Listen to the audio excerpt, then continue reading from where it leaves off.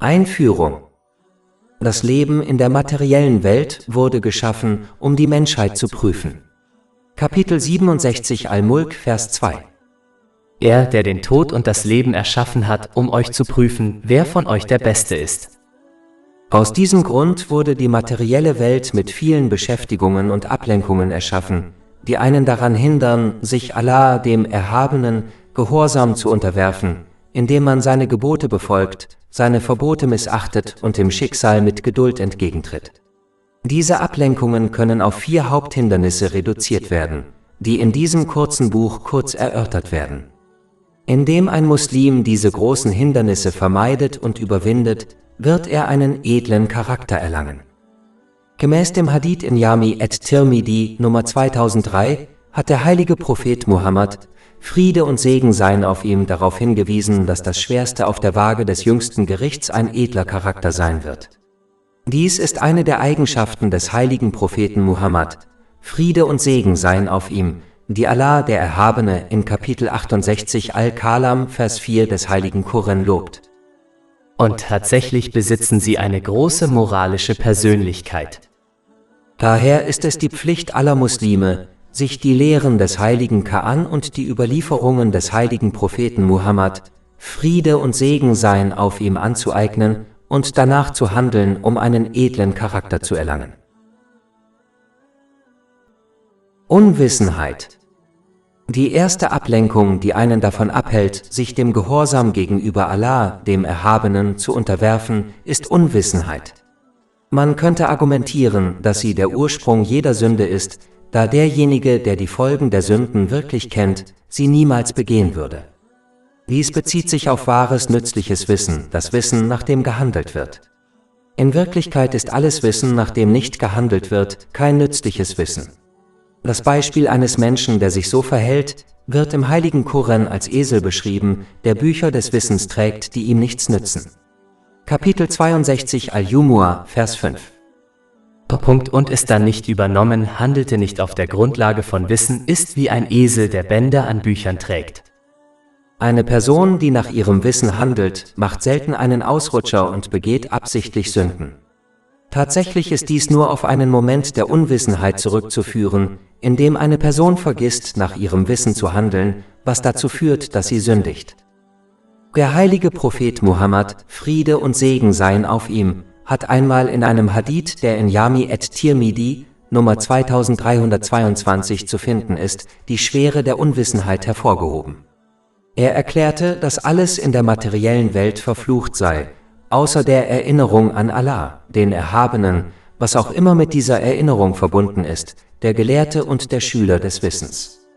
Das bedeutet, dass alle Segnungen der materiellen Welt für den Unwissenden zu einem Fluch werden, da er sie missbraucht und dadurch Sünden begeht. Tatsächlich kann Unwissenheit als der schlimmste Feind eines Menschen angesehen werden, da sie ihn daran hindert, sich vor Schaden zu schützen und Vorteile zu erlangen, was alles nur durch Handeln auf der Grundlage von Wissen erreicht werden kann. Der Unwissende begeht Sünden, ohne sich dessen bewusst zu sein. Wie kann man eine Sünde vermeiden, wenn man nicht weiß, was als Sünde gilt? Unwissenheit führt dazu, dass man seine Pflichten vernachlässigt. Wie kann man seine Pflichten erfüllen, wenn man sich seiner Pflichten nicht bewusst ist?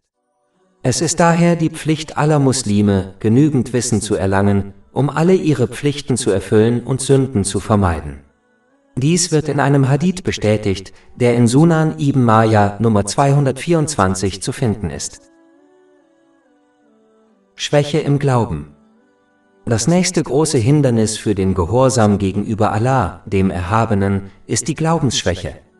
Sie ist eine tadelnswerte Eigenschaft, die zu weiteren negativen Eigenschaften führt, wie b. dem Versäumnis nach seinem Wissen zu handeln, Angst vor anderen zu haben, den Gehorsam anderer über den Gehorsam gegenüber Allah, dem Erhabenen, zu stellen, auf Vergebung zu hoffen, ohne danach zu streben, und anderen unerwünschten Eigenschaften.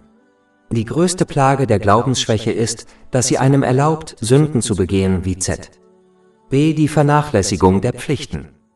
Die Grundursache der Glaubensschwäche ist Unwissenheit über den Islam. Man sollte danach streben, Wissen zu erlangen, um seinen Glauben zu stärken. Mit der Zeit wird man schließlich eine Glaubensgewissheit erlangen, die so stark ist, dass sie einen Menschen durch alle Prüfungen und Versuchungen hindurch schützt und sicherstellt, dass er seine religiösen und weltlichen Pflichten erfüllt. Dieses Wissen erlangt man, wenn man die Lehren des heiligen Koran und die Hadithe des heiligen Propheten Muhammad, Friede und Segen seien auf ihm, studiert. Insbesondere jene Lehren, die die Versprechen der Belohnung für diejenigen behandeln, die gehorsam sind, und die Bestrafung für diejenigen, die Allah, dem Erhabenen, ungehorsam sind. Dies erzeugt im Herzen eines Muslims Angst vor Bestrafung und Hoffnung auf Belohnung, was wie ein sogenannter Schubmechanismus in Richtung Gehorsam gegenüber Allah, dem Erhabenen, wirkt. Man kann seinen Glauben stärken, indem man über die Schöpfungen im Himmel und auf der Erde nachdenkt. Wenn man es richtig macht, zeigt dies deutlich die Einheit Allahs, des Erhabenen, und seine unendliche Macht. Kapitel 41 Fussilat, Vers 53. Wir werden ihnen unsere Zeichen an den Horizonten und in ihnen selbst zeigen, bis ihnen klar wird, dass es die Wahrheit ist. Wenn ein Muslim beispielsweise über die Nacht und den Tag nachdenkt und darüber, wie perfekt sie und die anderen Dinge, die mit ihnen verbunden sind, aufeinander abgestimmt sind, wird er wirklich glauben, dass dies kein Zufall ist, sondern dass es eine Kraft gibt, die dafür sorgt, dass alles wie am Schnürchen läuft. Dies ist die unendliche Macht Allahs, des Erhabenen.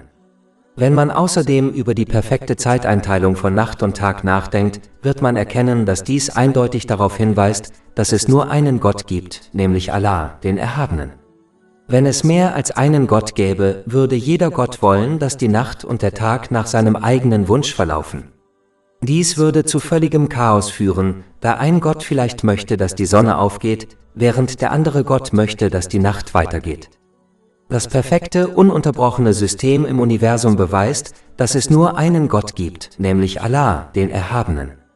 Kapitel 21 Al-Anbiya, Vers 22.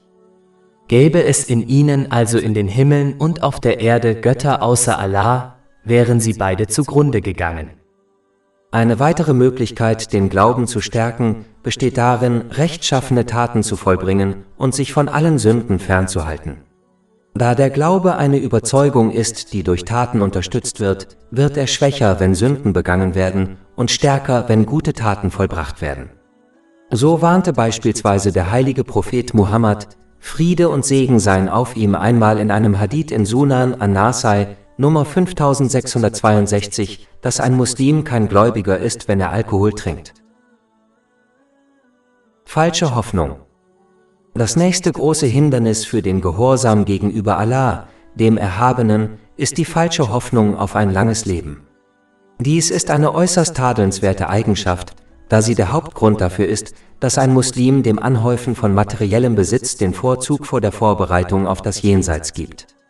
Man muss nur seinen durchschnittlichen 24-Stunden-Tag betrachten und beobachten, wie viel Zeit er der materiellen Welt und wie viel Zeit er dem Jenseits widmet, um diese Wahrheit zu erkennen. Tatsächlich ist die falsche Hoffnung auf ein langes Leben eine der stärksten Waffen, die der Teufel einsetzt, um Menschen in die Irre zu führen.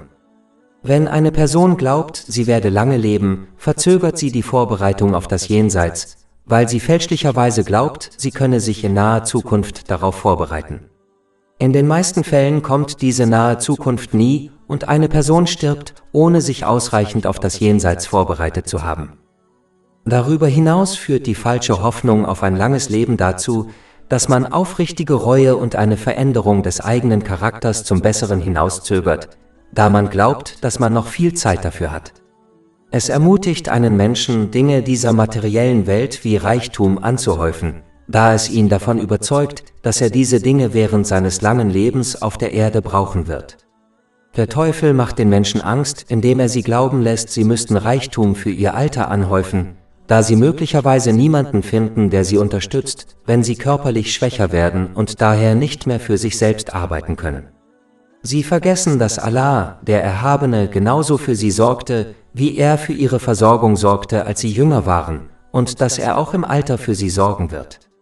Tatsächlich wurde die Versorgung der Schöpfung über 50.000 Jahre vor der Erschaffung von Himmel und Erde zugeteilt. Dies wird in einem Hadith bestätigt, der in Sahih Muslim Nummer 6748 zu finden ist. Es ist seltsam, wie jemand 40 Jahre seiner Lebensersparnisse für seinen Ruhestand aufwendet, der sehr selten länger als 20 Jahre reicht, aber es versäumt, sich in gleicher Weise auf das ewige Jenseits vorzubereiten. Der Islam lehrt Muslime nicht, nichts für die Welt vorzubereiten. Es ist nicht schlimm, für die nahe Zukunft zu sparen, solange man dem Jenseits Priorität einräumt. Obwohl die Menschen zugeben, dass sie jederzeit sterben können, verhalten sich manche so, als würden sie ewig in dieser Welt leben. Sogar so weit, dass sie, wenn ihnen ewiges Leben auf Erden versprochen würde, aufgrund der Beschränkungen von Tag und Nacht nicht mehr danach streben könnten, mehr von der materiellen Welt anzuhäufen. Wie viele Menschen sind früher gestorben als erwartet? Und wie viele haben daraus eine Lehre gezogen und ihr Verhalten geändert? In Wirklichkeit ist einer der größten Schmerzen, die ein Mensch zum Zeitpunkt des Todes oder in jedem anderen Stadium des Jenseits empfinden wird, das Bedauern darüber, dass er seine Vorbereitung auf das Jenseits hinausgezögert hat. Kapitel 63 Al-Munafiqun Verse 10-11. Und gebt auf Allahs Weg von dem aus, womit wir euch versorgt haben, bevor einer von euch dem Tod nahe kommt und sagt: Mein Herr, wenn du mir doch eine kurze Frist Aufschub gewährtest, dann würde ich Almosen geben und zu den Rechtschaffenen gehören. Doch Allah wird keiner Seele Aufschub gewähren, wenn ihre Zeit gekommen ist. Und Allah weiß, was ihr tut. Eine Person würde als nah abgestempelt werden, wenn sie mehr Zeit und Geld für ein Haus aufwenden würde, in dem sie nur kurze Zeit leben wird, als für ein Haus, in dem sie sehr lange leben möchte. Dies ist ein Beispiel dafür, wie man der irdischen Welt den Vorzug vor dem ewigen Jenseits gibt. Muslime sollten sowohl für die Welt als auch für das Jenseits arbeiten, aber wissen, dass der Tod einen Menschen nicht zu einem Zeitpunkt, in einer Situation oder in einem Alter ereilt, das ihm bekannt ist, sondern mit Sicherheit. Deshalb sollte die Vorbereitung auf den Tod und seine Folgen Vorrang vor der Vorbereitung auf eine Zukunft in dieser Welt haben, deren Eintritt ungewiss ist. Unrechtmäßige Einnahmen. Das letzte große Hindernis für den Gehorsam gegenüber Allah, dem Erhabenen, ist das Erlangen und Verwenden von unrechtmäßigem Reichtum. Dies ist eine schwere Sünde und muss um jeden Preis vermieden werden. Aus dem heiligen Koran und den Hadithen des heiligen Propheten Muhammad, Friede und Segen seien auf ihm, geht klar hervor, dass Allah, der Erhabene, keine rechtschaffene Tat akzeptiert, die auf Unrecht beruht. Wer beispielsweise unrechtmäßig Reichtum erwirbt und ihn dann für die heilige Pilgerfahrt verwendet, wird feststellen, dass er seine Zeit verschwendet hat und abgesehen von Sünden nichts gewonnen hat.